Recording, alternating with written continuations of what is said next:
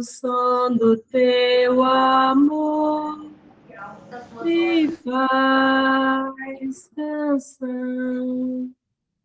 Dança a suave luz em mim, em nós, o som do teu amor me faz canção. Dança a suave luz em mim, em nós. Então, com o coração aquecido, que o som do amor de Deus possa fazer canção em nossos corações, para que em nossos corações se transforme no desejo de atuar como nos pede o Senhor. Hoje estamos todos reunidos para que a gente possa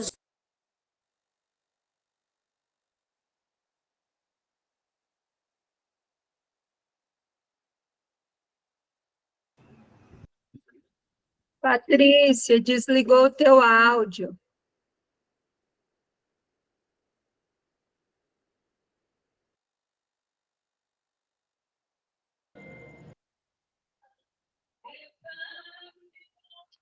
Só pessoal. voltou. Amiga, liga o teu áudio. Que a gente possa, de fato, nos conectar. A gente sabe que quando a gente está utilizando esses meios, muitos percalços podem acontecer, mas nada pode diminuir o nosso desejo de conhecer ainda mais a palavra de Deus. A Bíblia, ela é como um álbum de fotografia da família de Deus. Ela não só fala de um Deus que procura e vai em busca de seu povo, mas também de um povo que busca o seu Deus. E é isso que nós estamos fazendo. Nós estamos buscando nos aprofundar, nos aproximar e ter uma intimidade maior com Deus. E para isso o salmista vai nos dizer: a palavra de Deus só tem sentido se ela ilumina o nosso caminhar, a nossa ação do dia a dia. Então, nós iremos ouvir o Salmo, alguns versículos do Salmo 119. Felizes os íntegros em seu caminho, os que andam na lei do Senhor. Felizes os que guardam seus ensinamentos e de todo o coração o buscam. Não praticam iniquidade, mas andam em seus caminhos. Tu ordenaste teus preceitos, para que sejam exatamente cumpridos. Que os meus caminhos sejam orientados para a guarda dos teus justos decretos. Então, não serei confundido quando atender os teus mandamentos. Eu te darei graças com retidão de coração. Quando tiver aprendido os julgamentos da tua justiça, guardarei os teus justos decretos. Não me abandone jamais. Como poderá o jovem manter puro o seu caminho? Observando as tuas palavras. Com todo o meu coração eu tenho te buscado. E esse é o desejo do salmista, que todos nós desejamos, é que cada um busque Deus com todo o seu coração. E que uma vez na presença de Deus, conhecendo a sua palavra, que a nossa caminhada, que a nossa missão seja cada vez mais iluminada pelo ensinamento de Deus, em especial pelos evangelhos, na qual hoje a gente irá se aprofundar um pouco mais sobre o evangelho de Marcos. Que o som da voz de Deus, que o som da palavra de Deus, que o som do que Jesus veio nos ensinar, possa penetrar em nossos corações e que nossas ações sejam cada vez mais próximas da vontade de Deus. Juntos, iremos nos unir com a oração maior, a prece que o próprio Jesus nos ensina, para que com humildade e com muita sabedoria possamos nos colocar na presença desse Deus de amor, Deus de ternura, Deus de misericórdia. Rezemos juntos.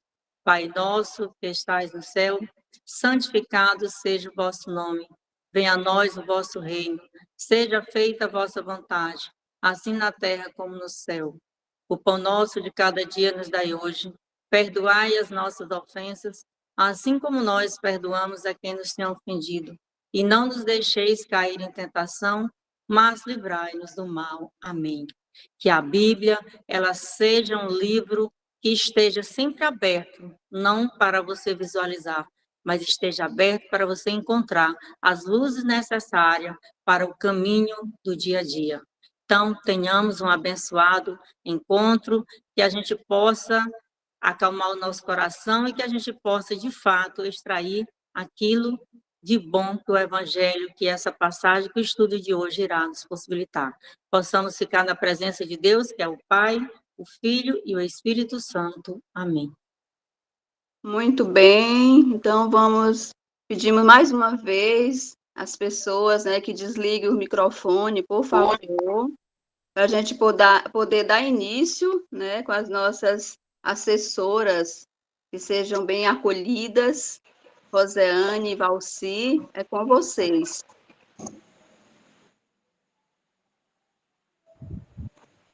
Então, muito bem, povo de Deus, boa noite. Sejam todos bem-vindos e bem-vindas a mais um estudo bíblico, em especial ao Evangelho de Marcos. E nós vamos juntos aí aprofundar um pouco mais. Eu me chamo Roseane, carinhosamente chamada por alguns de Rose, e a gente aí ajuda na equipe diocesana da Pastoral Bíblica.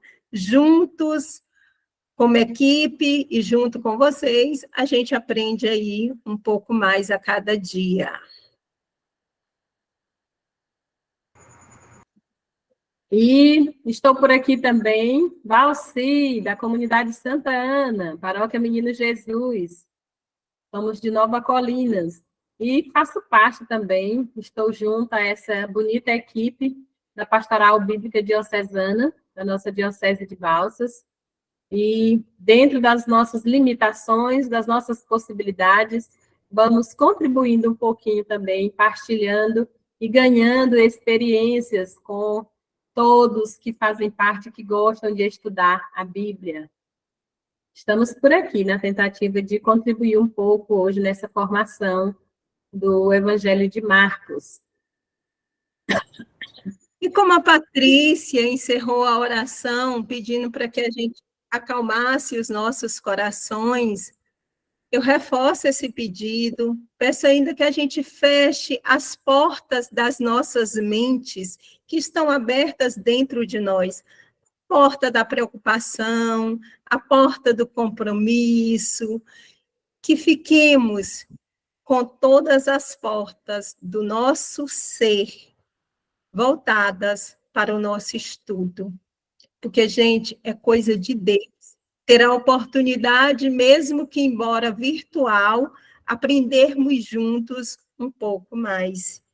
E nada melhor do que nós fazermos uma lembrança do caminho já feito até aqui. Então, relembrar, gente, é aprender um pouco mais. Nós iniciamos o nosso estudo bíblico na segunda-feira, assessorado pelo padre José Alberto, que tinha como pano de fundo a introdução ao Evangelho de Marcos. E o padre José Alberto também nos trouxe elementos importantíssimos na introdução para que nós pudéssemos ter uma compreensão maior do Evangelho de Marcos ao longo do nosso estudo. Dentre eles, de todos os pontos que o padre José Alberto também destacou, dentre eles ficou a mensagem central do Evangelho de Marcos. Qual é a mensagem central do Evangelho de Marcos? É a pergunta: quem é Jesus? E naquele contexto de muito sofrimento, em que as pessoas estavam vivenciando de guerra, de desemprego, esperava-se 2 Messias. Houve uma confusão de identidade sobre a espera do Messias no meio do povo. Primeiro, Se esperava um Messias rei, um Messias que viesse da realeza e que resolvesse toda a situação do povo como num passe de mágicas. Não, mas aí, gente, o que nos veio, quem nos apareceu, foi o Messias servo, o Messias que se fez humano e andou junto com o povo para dizer que a maior de todas as missões é servir, que o verdadeiro Messias, ele veio ao nosso serviço. Então, essa foi um pouco a mensagem do primeiro encontro de segunda-feira.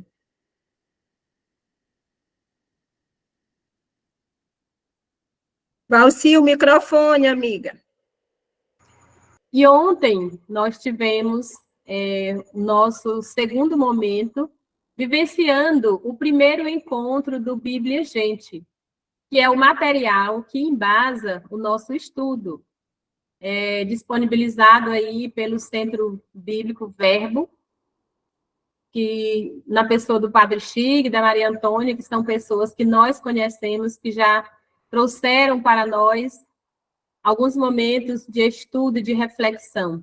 Então, ontem tivemos com as assessoras Roberta, Sônia, Edileuza, mais as colaboradoras Nazaré, Adriana, toda a equipe, né, que se doou ontem e trouxeram para a nossa reflexão o reino de Deus se constrói na vivência comunitária.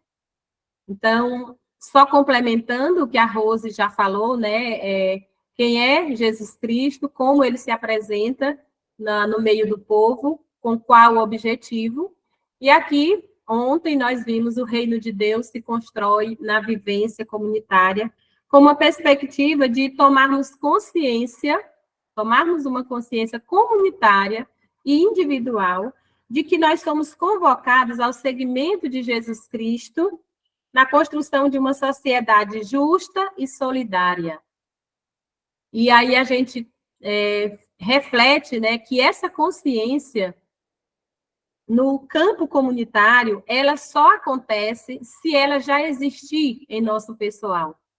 Então, as nossas práticas, as nossas experiências, as nossas ações devem motivar, devem estimular, devem trazer pessoas também para esse campo da consciência.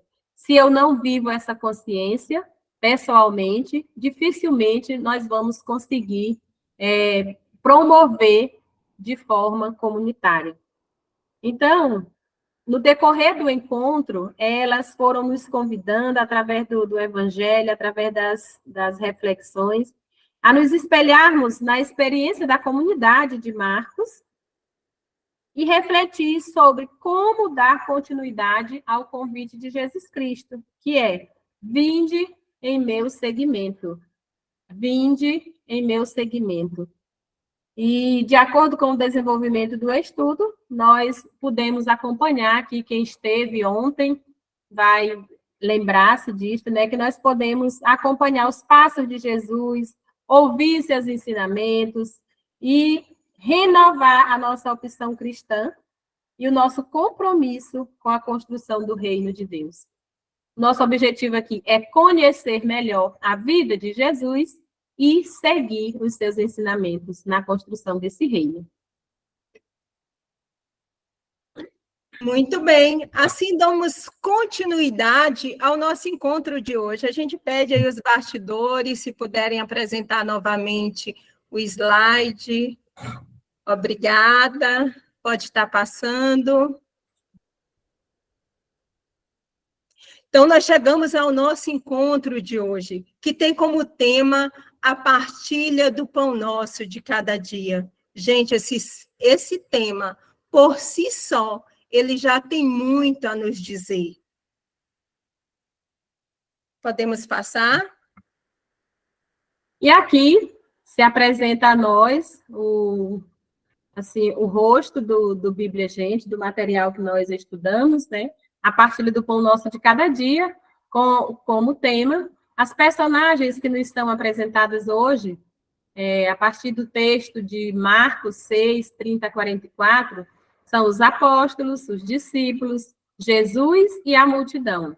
Nós temos como palavras-chave para refletirmos deserto, viu, multidão, compaixão, comprar, dar, convivas, pão e peixe, com uma perspectiva de compreender que o discípulo ou discípula de Jesus não podem ficar alheios aos problemas de sobrevivência do povo. É preciso abrir-se à compaixão e à solidariedade. E aqui nós temos esse versículo que acredito que ainda está vivo em nossa memória, pois ele fez parte, foi lema da campanha da Fraternidade de 2023, né, que teve como tema Fraternidade e Fome, e o lema Dai-lhes vós mesmos de comer.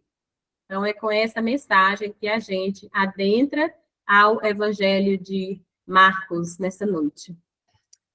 E neste encontro, nós pedimos a atenção de vocês, em especial para os gestos de Jesus, dos discípulos e da multidão. Fiquemos atentos aos gestos deles.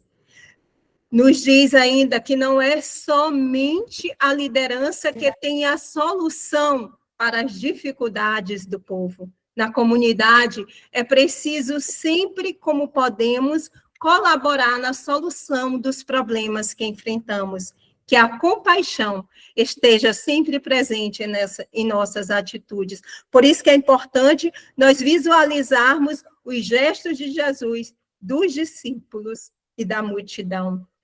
Interessante, vou pedir atenção para vocês e peço que vocês gravem essa história, que ao final de todo o encontro, nós vamos responder algumas perguntas a respeito dessa história. Em uma paróquia do interior do Rio de Janeiro, uma senhora moradora de rua e provavelmente com problema mental, costumava frequentar a missa e sempre ficava andando de um lado para o outro. Muitas pessoas reclamaram e o padre, sem saber o que fazer, foi falar com a mulher e lhe disse: se a senhora ficar quieta, depois da celebração, eu lhe dou uma bênção. Neste momento, disse ele, os olhos dela brilharam e ela exclamou: uma bênção, padre? É tudo o que eu quero. Durante a celebração, a mulher ficou atenta e sempre no mesmo banco. Pode passar? Passado alguns dias, lá estava a mulher novamente. Na hora da consagração, ela se aproximou e colocou algo debaixo do altar, sem ver o que era. O padre pensou: é hoje que eu vou brigar com esta senhora. Após a missa, o padre foi logo dizendo: como a senhora coloca lixo no altar do Senhor? Não, não era lixo, não. Era água, para o Senhor abençoar e eu levar para as pessoas que moram debaixo da ponte. Respondeu a senhora, sem jeito. O padre disse: com quem você aprende essas coisas? Ela apenas respondeu: não é o Senhor que vive dizendo que é para a gente partilhar? Um pouco baseado nessa historinha que nós acabamos de contar. Que tipo de liderança nós estamos partilhando? Que tipo de liderança nós estamos oferecendo à missão? Por isso, é importante ficarmos atentos, em especial, aos gestos de Jesus neste texto de hoje. E para isso, nós vamos começar a nos situar no texto. No texto de Marcos, capítulo 6, versículo 30 a 44. Se você já quiser abrir a Bíblia e deixar aberto nesse texto, guarda ele aqui, guarda aí um pouquinho, que daqui a pouco nós vamos adentrar juntos a esse texto, analisando e refletindo justamente os gestos de Jesus, da multidão e dos discípulos. Enquanto isso, quem vai nos situar o que estava acontecendo no contexto desse texto? qual o cenário que esse evangelho nos traz, em especial nesse texto, capítulo 6, versículo 30 a 44, e quem nos ajuda a fazer essa síntese do texto é a Valci. Valci, é com você. Isso mesmo, minha gente. A Bíblia, ela é a nossa base, onde existem todos os ensinamentos para a nossa vida, a nossa melhor conselheira. No entanto, ela pode ser usada tanto de um modo quanto de outro, dependendo da interpretação que se faz dos textos lidos. Já vimos pessoas justificando seus atos, às vezes de forma errada, para prejudicar as pessoas, e justificando na Bíblia, por causa das leituras, do modo de ler e interpretar a Bíblia. Então, nós temos que tomar muito cuidado ao ler a Bíblia, para a gente entender o contexto em que ela foi escrita. O contexto social, político, econômico. Então, quando o texto foi escrito, em que situação, para quem, e a gente fazer todo esse aprofundamento para que a gente entenda a real mensagem de Jesus aos seus filhos. Então, aqui nós vemos que no fim do século I e início do século II da nossa era, vemos a seguinte reivindicação nos oráculos sublíneos. Ou seja, esses oráculos eram a vontade, o desejo, o sonho. É o sonho de Deus, podemos dizer assim. A palavra de Deus. Esses oráculos, eles foram uma expressão, uma comunicação adotada pelos cristãos a partir da segunda metade do século II. Então, é como se... Hoje a gente escuta muito falar nesses oráculos, né? Fazer previsões. E aí tornou-se um termo apropriado para a afirmação do cristianismo durante a hostilidade romana. Então, era sonho desse povo, era sonho de Deus para o seu povo, que a terra pertencerá igualmente a todos, sem divisões de muros ou cercas, produzirá então frutos mais abundantes, espontaneamente. A vida será em comum, e não haverá divisão de riquezas, pois não haverá mais pobres, nem tiranos, nem escravos. Além disso, ninguém será maior nem menor. Não haverá reis nem líderes. Todos viverão juntos e iguais. O sonho de uma nova sociedade fazia parte da mentalidade apocalíptica daquele povo, da época. Ou seja, eles viviam em uma realidade de injustiça, de exploração, de empobrecimento, e esse sofrimento, toda essa realidade, faz esse povo desejar um Deus que estabeleça a justiça e a igualdade. Em busca desse sonho que todos estão. Então, muitos camponeses se tornaram arrendatários, né? Ou diaristas.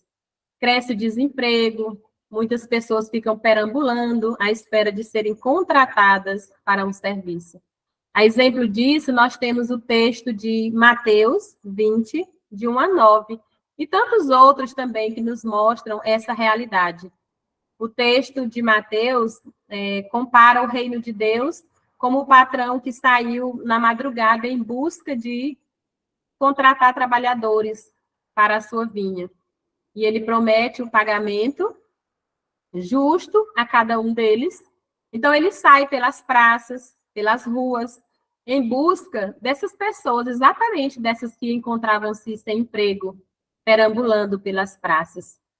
E aí ele sai às 9, ao meio-dia, às 3 e às 5 da tarde.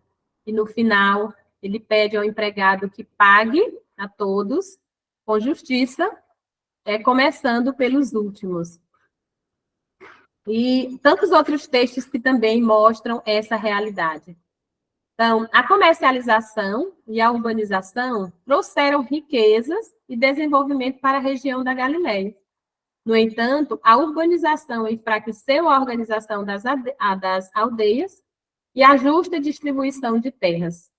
Então, a gente percebe aqui que há um distanciamento, uma maior diferença entre os que possuem muito e os que nada possuem, entre os ricos e os pobres. E o dia a dia das pessoas era de pobreza, fome e sofrimento. A situação dos pobres complicou ainda mais por causa da cultura religiosa da época.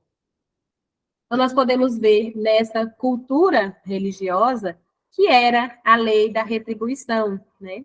Nós vemos aqui no livro de Provérbios, no capítulo 3, versículo 16, que a gente vê, na mão direita, ela tem vida longa, e na sua esquerda, riqueza e honra conduzem ao bem-estar. Então, quem era pobre era considerado vagabundo, ou não foi favorecido pelas divindades. Então, os romanos seguiam essa mesma mentalidade grega, né? E acreditavam que o trabalho era próprio dos escravos. E, para impedir que houvesse qualquer tipo de revolta, havia o sistema do clientelismo, também conhecido como patronato. E esse sistema mantinha a situação de injustiça. Então, nesse clientelismo, alguém superior, né, entre aspas, beneficiava uma pessoa menos favorecida, ou seja, um rico beneficiava um pobre, e esse se tornava seu cliente, e ele o benfeitor. Então, o prestígio e a honra de um cidadão eram medidos a partir do número de clientes que ele tinha, ou seja, o número de subalternos que ele tinha. E essas pessoas eram obrigadas a fazer as obrigações como seu patrão. Tudo que ele quisesse, né? Como estar presente nos lugares, nas festas, aplaudir o que eles estavam falando. E hoje a gente diria que é a mesma coisa. Podemos dizer hoje que o pessoal chama, tem um nomezinho, né? Puxa-saco, bajulador. É esse mesmo tipo de pessoas que ainda existe hoje. Como existe também o sonho de um mundo justo, de um mundo sem divisões, de um mundo sem exclusão, também existe essas realidades do clientelismo e do patronato. Então, na cultura judaica, a partir da consolidação da teoria da retribuição, no exílio e no pós-exílio, a pobreza constantemente era associada com o castigo de Deus. Então, a gente vê que uma pessoa, quando estava doente, é porque ela ou alguém da sua família, um ancestral seu, tinha pecado. E ele estava sendo castigada por causa desse pecado. E essa mentalidade ainda estava presente no fim do século I, depois de Cristo. E será que ela ainda existe hoje em nosso meio? Podemos deixar aí nos comentários se você conhece alguém ou já conheceu alguém que tem essa mentalidade ainda. Será que eu estou pagando por algum mal que eu fiz? Será qual foi o pecado que eu cometi, que eu estou tão doente? Ou a minha família está passando por tamanha dificuldade? Então, aqui no Evangelho de João, nós lemos: ao passar, Jesus viu um homem cego. Os seus discípulos lhe fizeram a seguinte pergunta: Rabi, quem pecou para que ele nascesse cego? Ele ou seus pais? Então, isso aí está em João 9, versículo 1. Pobreza, doença física ou mental eram consideradas pela religião oficial como consequências do castigo de Deus ou da presença de espíritos impuros ou demônios que possuíam a pessoa. Então, essa consciência, essa cultura religiosa, distanciava muito mais ainda os pobres dos ricos, os bem abastados dos menos favorecidos. Essa distância foi só aumentando com essa cultura. Então, ser pobre significava não ter existência social. É como se ele não existisse. Hoje, para uma pessoa não existir socialmente, é se ela não tiver a sua certidão de nascimento, se ela não tiver o seu registro, o seu CPF, os documentos que identificam que você existe em uma sociedade.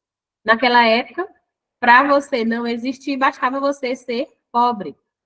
A situação de opressão e escravidão deu origem a vários movimentos proféticos e messiânicos, entre os quais podemos situar o de Jesus.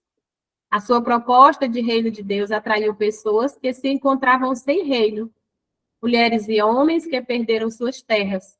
Por isso, Jesus proclama: felizes vós, os pobres, porque é vosso o reino de Deus. Então, aqui nós já vimos um pouco do Sermão da Montanha, né? E esse povo andava sem rumo, sem direção, como ovelhas sem pastor, e Jesus, enviado por Deus, vem conduzir esse povo, orientar, mostrar que de forma organizada, de forma unida, eles podem lutar melhor para se livrar dessas dependências, dessa escravidão, desse sofrimento. Os desapossados viviam numa situação de indigência. A realidade de injustiça social era gritante. Não estou conseguindo entrar. As pessoas viram na proposta de Jesus uma possibilidade de resgatar sua condição de vida digna e assumir o seu projeto, que representava busca de justiça. Então, o povo sabia que estava sofrendo, queria sair daquela condição de escravo, mas não encontrava o meio, não encontrava um jeito. Então, viram na pessoa de Jesus essa possibilidade. A contínua exploração das províncias dominadas pelos romanos gerava pobreza, miséria e fome. A escravidão aumentou. Havia meeiros, diaristas, pastores, pequenos artesãos, pescadores, agricultores, entre outros. A pessoa que precisava trabalhar para sobreviver não era considerada livre, nem possuía cidadania. E onde estava a liderança do povo? Então, não tinha ninguém preocupada com o bem comum de todos. As pessoas que talvez tivessem um conhecimento, tivessem um potencial, uma capacidade de organizar esse povo para lutar por seus direitos, estavam, na verdade, em busca da sua preocupação mesmo, em manter os seus interesses próprios, os seus privilégios. Então, não tinha ninguém preocupada com o coletivo, com o povo em si. Então, é a partir dessa realidade que nós podemos ler o texto da multiplicação dos pães e ver que a proposta de Jesus é a organização da multidão e a partilha. E lá no texto nós vamos ver nitidamente a diferença entre comprar, nós vimos lá nas palavras-chave, né? Comprar, preocupação com o salário, de gastar tudo que tinham para alimentar o povo, e o doar, a partilha, a multiplicação. Então, é um convite, nesse texto, nós recebemos esse convite de ultrapassar a lógica do comprar e assumir a lógica do dar, a partir desse texto.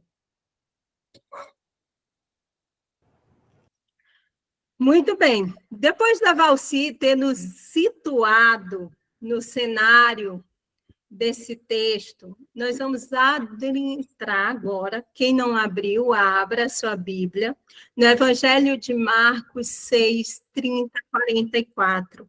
Daqui a pouquinho nós vamos ler, que já nos chama a aprofundar a reflexão com o título, O Banquete da Vida. Que título forte esse, né?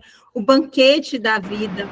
Olha, gente, no banquete da vida, muitos são os alimentos que nós colocamos na mesa, quer sejam eles materiais, alimentícios, pessoais ou sentimentais. O banquete da vida quer muito dizer para nós. E já começa fazendo uma comparação com a nossa realidade de lideranças, dizendo, sempre que retornamos de uma atividade missionária, nosso primeiro gesto é partilhar as alegrias e as dificuldades com as pessoas com as quais convivemos e amamos. Não é verdade, gente? Quando a gente chega assim de uma missão com o coração acelerado, deu tudo certo, aquecido, a gente vai contar para quem, quer conversar com quem? Geralmente com a nossa família que mora, com as pessoas que moram junto com a gente, e aí a gente conta tudo. Assim como nós fazemos, gente, com a missão que nós desempenhamos, Jesus também fez com os seus apóstolos. Primeiro, Jesus envia os apóstolos em missão. E quando eles retornam da missão, eles se reúnem com Jesus, que é o mestre, e começam a relatar seus feitos e ensinamentos. Ficamos pensando que os relatos feitos por os apóstolos a Jesus depois da missão, eles deveriam ter sido feitos com uma descrição carregada de muita emoção e de grande entusiasmo.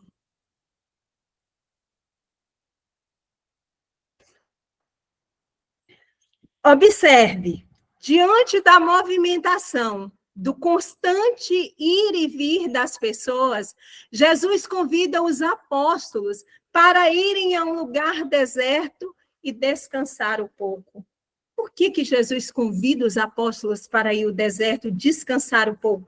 Os apóstolos estão em missão, estão com muita missão, não tem tempo de parar, estão envolvidos com o povo de lá para cá. Às vezes, eles não têm tempo nem para parar para comer, nós vamos já ver aqui no texto. Então, o que Jesus faz?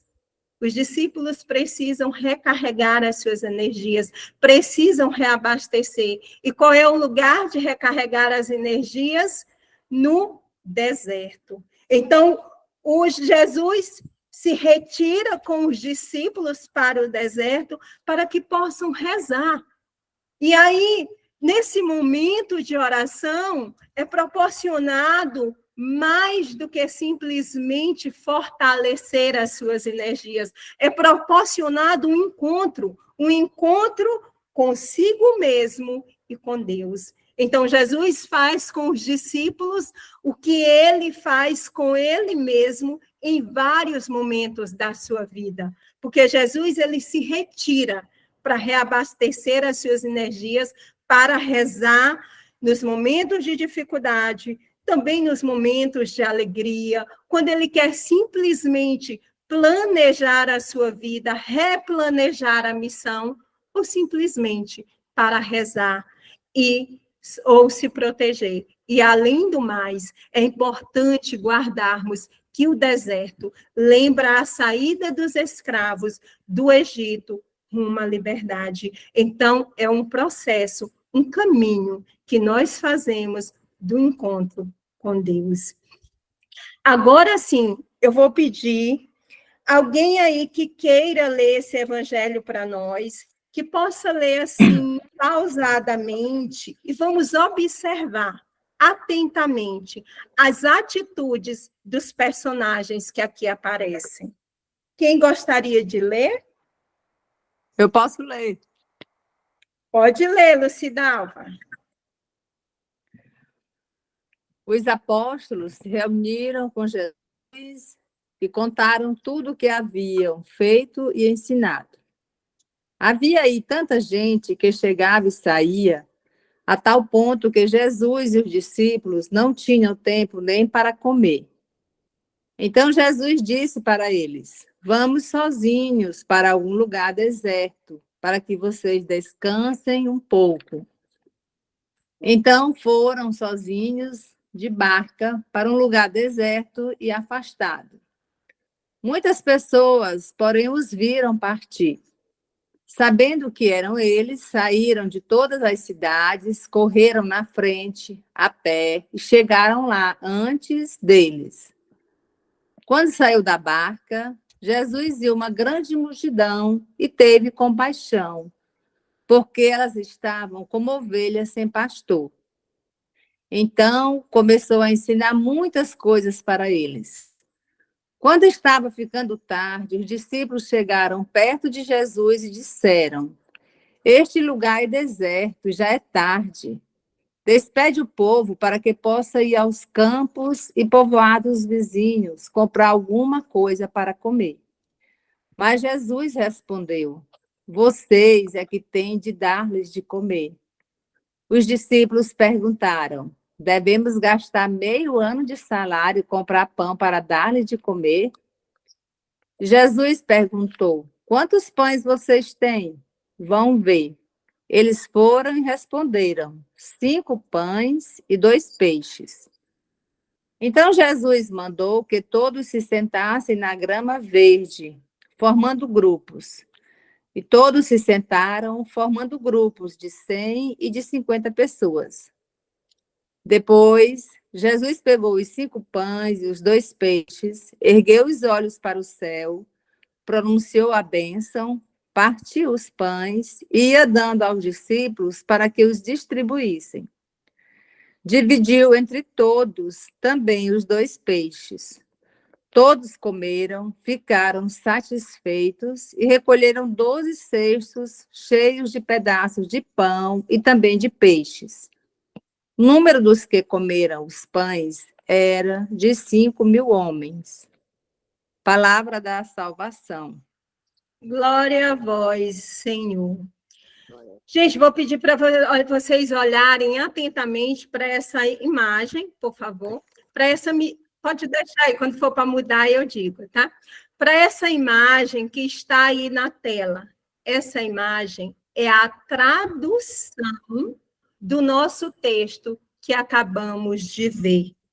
Em tópicos, é a multidão que segue Jesus, vai atrás de Jesus. Depois vimos a partilha do pão, depois a bênção, Jesus abençoa os pães. Mas vamos entender.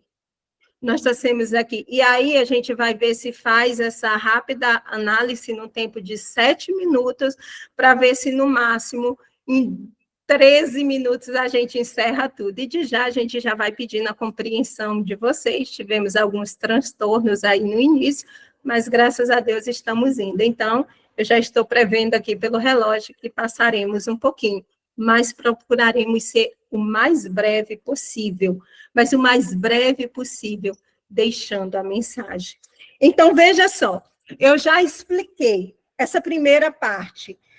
Os apóstolos se reuniram com Jesus e contaram tudo o que tinham feito e ensinado, que foi feita até uma comparação da missão que a gente chega, conta para as pessoas que a gente ama.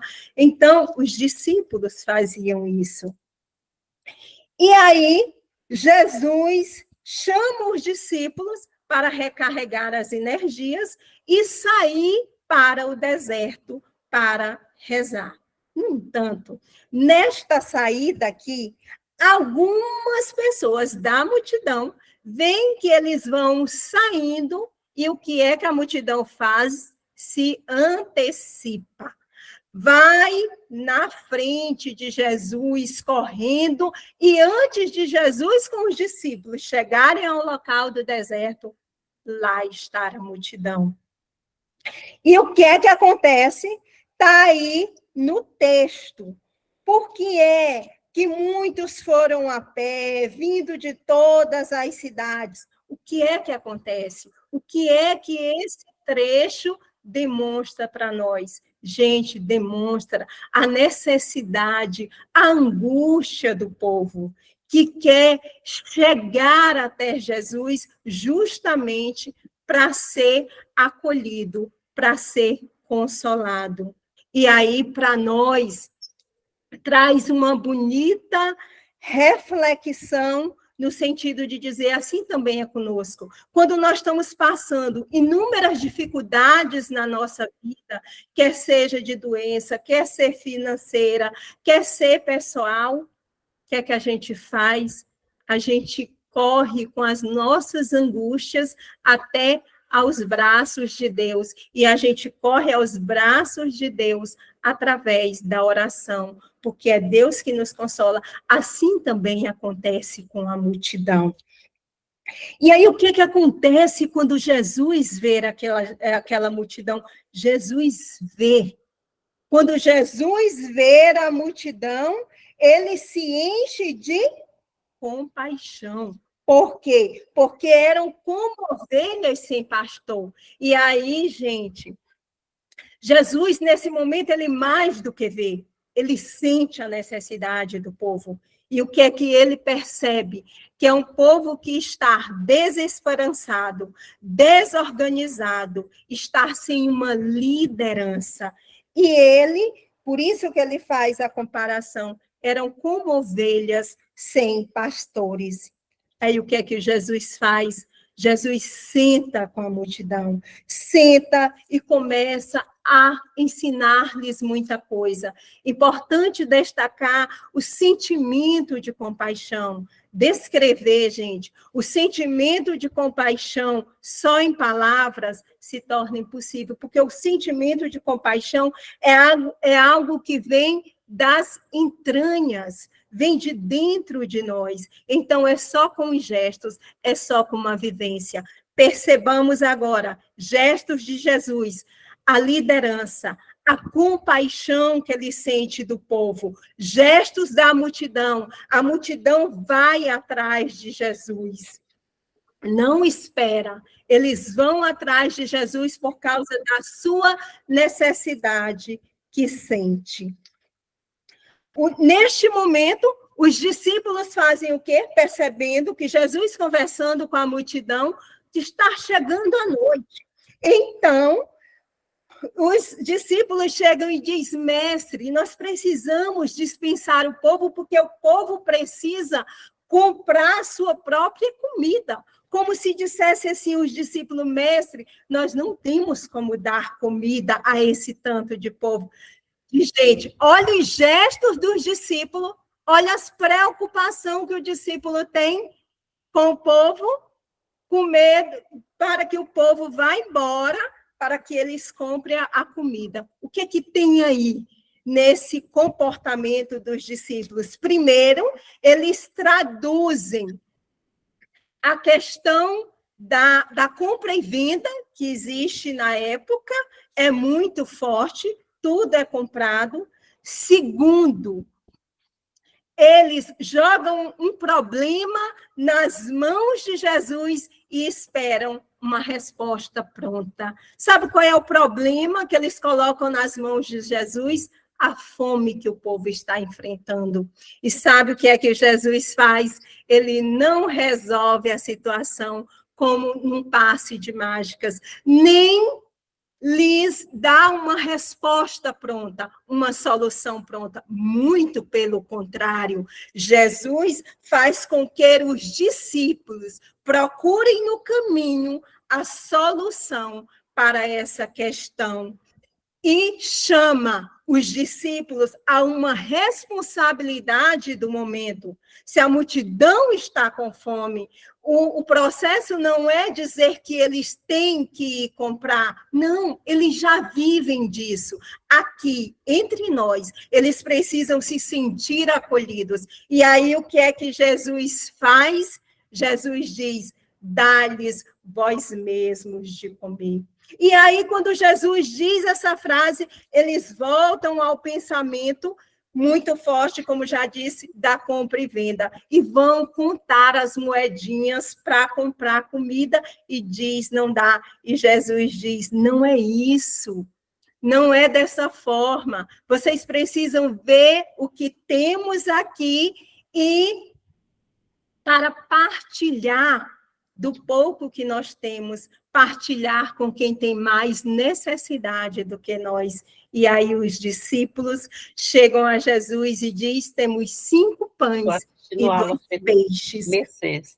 E é esses 5 foi buscar, pães, tia Marlene, se a senhora puder desligar bem o microfone, e é esses 5 pães e 2 peixes. E esse momento, gente, é muito importante. Esses 2 pães, 5 pães e 2 peixes, que Jesus pega, eleva ao céu, abençoa e faz a partilha. Esse gesto de Jesus, gente, ele é tão importante que ele aparece nos 4 evangelhos. Ele aparece em Marcos, ele aparece em Mateus, Lucas e João, para nos dizer a importância que é desta cena. Então, Jesus, naquele momento, depois de partir o pão, o que é que ele faz? Ordena que se fizessem, todos se acomodassem em grupos sobre a grama verde. Qual foi o olhar inicial de Jesus quando viu a multidão? Viu uma multidão dispersa, viu uma multidão desorganizada, viu uma multidão sem pastor. O que é que acontece aqui? Quando Jesus manda reunir o povo em grupos, começa, o texto nos direciona ao comportamento de Jesus para com o povo, mas, acima de tudo, a organização que Jesus e os discípulos têm como lideranças para conduzir o povo. E aí, outra coisa muito importante, Jesus abençoa os pães e os peixes, mas não é ele que faz a partilha. O que é que ele faz com os discípulos? Ele induz os discípulos a partilharem. É assim, gente, que Jesus faz conosco. Ele nos impulsiona para ir à missão, para fazermos a missão. E o gesto da multidão de ir atrás de Jesus, ele descreve as nossas necessidades diárias de irmos atrás de Jesus. E tem um filme, o qual não me recordo o nome, que há uma conversa entre um homem e uma mulher, um senhor para com a mulher, e ele diz assim: se você pedir forças para Deus, Deus não vai te dar forças, ele vai te dar situações frágeis para que você encontre a força. Se você pedir paz a Deus, ele vai te dar situações de conflito para que você descubra a paz dentro de você. Se você pedir paciência a Deus, ele vai dar situações que você se desequilibre para que você encontre a paciência. Se você pede união para a sua família a Deus, Deus vai lhe dar situações para que vocês possam ficar unidos. É assim, gente. É assim como Jesus fez com os discípulos. Ele não nos dá uma resposta pronta. A mesma coisa, ele faz com nós. Ele não nos dá uma situação pronta, mas ele nos indica o caminho. E nesse caminho que nós devemos percorrer, ele mostra a resposta e mostra o caminho que nós devemos seguir. Para concluir, quando se fala dos 5.000 homens que o texto encerra, ora, os que comeram dos pães eram 5.000 homens. O que é que Jesus está querendo nos dizer aí? O texto traz a inclusão de todas as pessoas no grupo de Jesus, quer sejam mulheres, homens, crianças, idosos, doentes, todo mundo tem espaço no banquete de Jesus, ao contrário do banquete de Herodes, em que as pessoas eram escolhidas. Não, no banquete de Jesus, todo mundo tem espaço.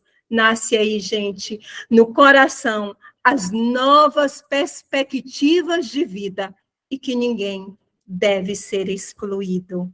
Pode passar o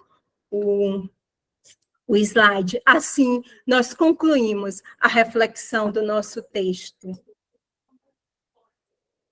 E o principal ensinamento de Jesus aqui, a partilha e a solidariedade, a vida cristã, a nossa vida cristã, o nosso batismo é um verdadeiro chamado constante, a partilha, dá-lhes vós mesmos de comer. E nós, como lideranças, o que é que nós estamos partilhando? O que é que nós estamos dando ao outro de comer?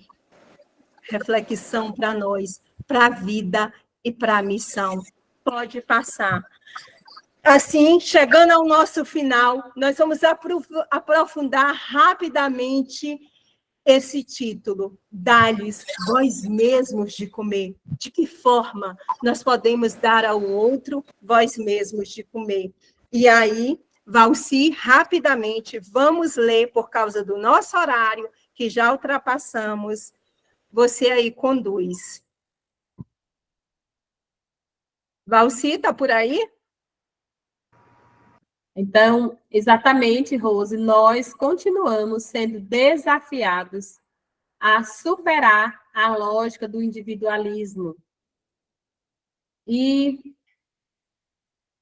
a memória de Jesus e seus discípulos, nós vemos aí durante toda essa reflexão, que foram organizando a multidão, e no triunfo da partilha foi relida a realidade de muitas comunidades.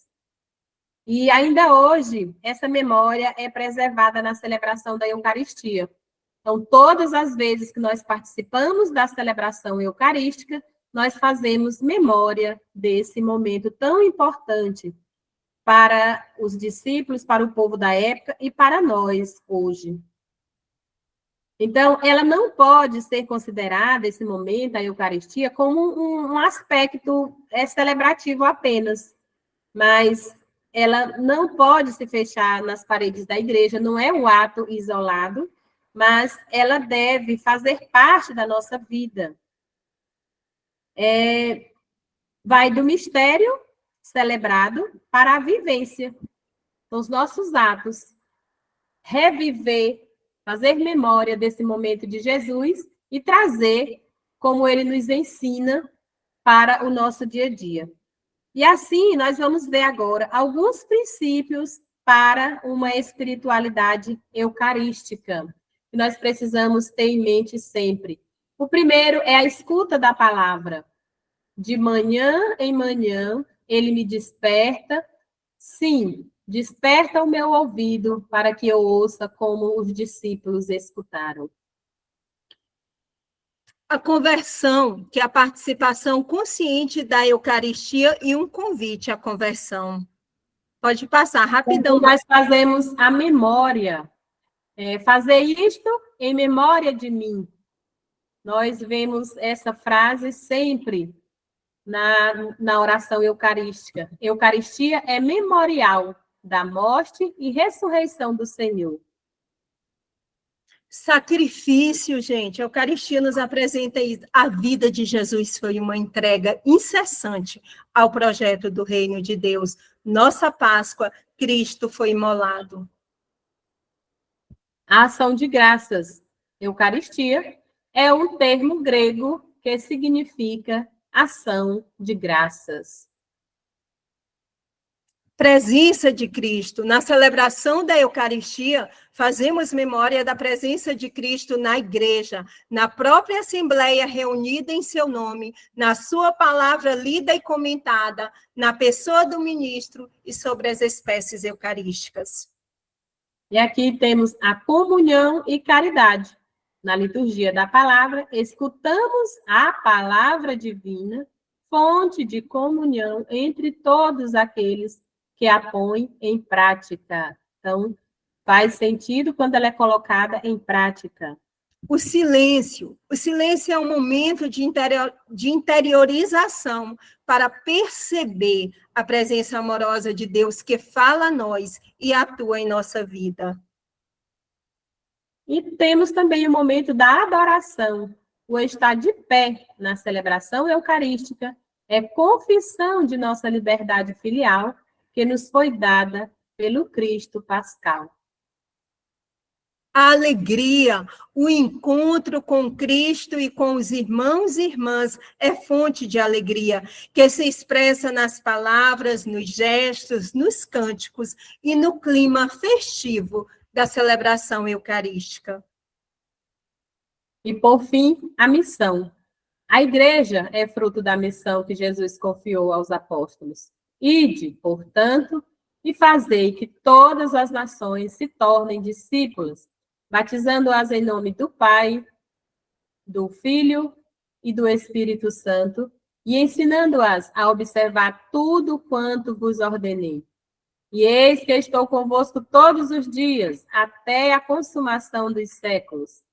Em cada celebração eucarística, recebemos o mandato para anunciar Cristo em todas as dimensões de nossa vida. Em Marcos 6, de 30 a 44, podemos perceber a liderança de Jesus, a compaixão e a solidariedade. É um convite a todos nós, gente, para nós sermos discípulos de Jesus, mas vivenciando os seus ensinamentos, porque às vezes falar é tão fácil, vivenciar. Se você quer saber como viver bem e viver justamente, olha para os passos de Jesus, porque nós, Valci, todos nós que estamos aqui e todos os seres humanos, nós somos uma missão nesta terra. Sejamos nós uma missão de amor. De já, a gente pede desculpa aí pelos minutinhos que passamos, mas houve uns imprevistos no início. A equipe coordenadora... Muito bem, minha gente, muito bem. Agradecemos de coração essas duas moças maravilhosas, com essa linda partilha que fizeram para nós hoje. E se tiver alguém que quer fazer alguma pergunta, né, já está corrido o tempo, mas eu acredito que dá tempo menos para umas duas perguntinhas, não é, Rosiane? Pode ser? Pode, sim.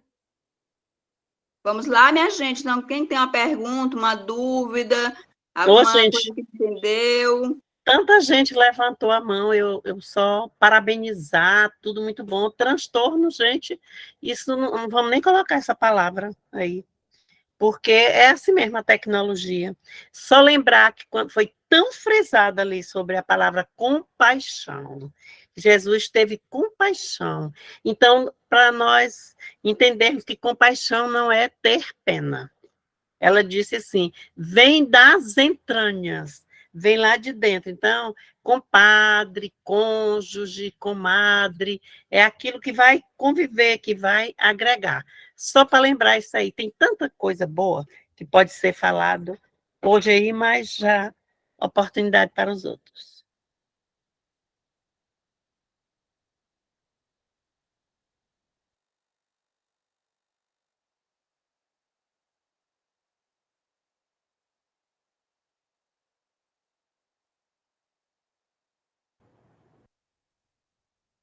Mais alguém, gente, quer fazer alguma colocação? Se não, nós já vamos chegando aos finalmente. Então, a gente agradece, né, Rosiane, a todos que participaram. A gente não dá mais tempo para a gente ler os recadinhos que está aí nas mensagens, mas a gente agradece de coração todas as mensagens que foi colocada, direcionada a Valci, a Rosiane. Agradeço a toda a equipe que participou, né, que se dispôs a estar aqui nessa live hoje. Obrigada a todos. Se tiver algum padre por aí, pode dar a bênção final, por favor.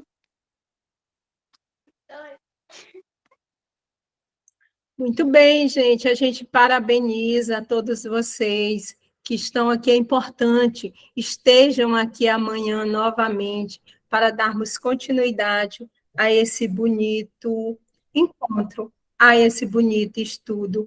Participar de um momento desse é se presentear e se presentear para a vida. Não esqueçam, sigam os gestos do Mestre Jesus Cristo. Que Deus abençoe você. Eu acredito, Neuda, que não tem mais nenhum padre por aí. Pois dê a benção aí, Rose. Agora foi uma responsabilidade. É verdade. Muito bem, Rose. Gente, Então, eu quero agradecer também, primeiro, parabenizar. Nós fomos as escolhidas. Aqui o número maior é de mulheres, né? Tem alguns homens por aí, mas acredito que as mulheres estão em uma quantidade maior. Nós fomos as escolhidas, os escolhidos para estarmos aqui hoje, fazendo mais essa leitura do Evangelho de Marcos. E a gente vê um texto com... Olha, um padre aí se manifestando. Tem sim. Que a gente traz tanto ensinamento, tantas reflexões para a nossa vida. Então, Deus seja louvado por estarmos aqui juntos, virtualmente, buscando um pouquinho mais de compreensão sobre a vida de Jesus. Sigamos firmes.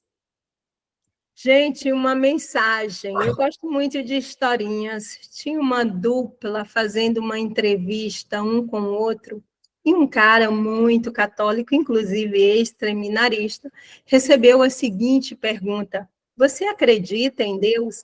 E ele imediatamente respondeu não. O entrevistador ficou surpreso. Como? Um ex-seminarista que fala em Deus tem coragem de dizer eu não acredito em Deus? E ele respondeu da seguinte forma: acreditar é uma coisa da mente. Você pode acreditar e, de repente, pode deixar de desacreditar. É um alicerce. Portanto, eu não acredito em Deus, mas eu sinto Deus. Por isso, eu vivencio Deus. Deus está além da nossa mente. É a mensagem que ele deixa. E eu deixo aqui enfatizando, dizendo, vamos vivenciar e vamos experimentar Deus na nossa vida e na vida dos outros.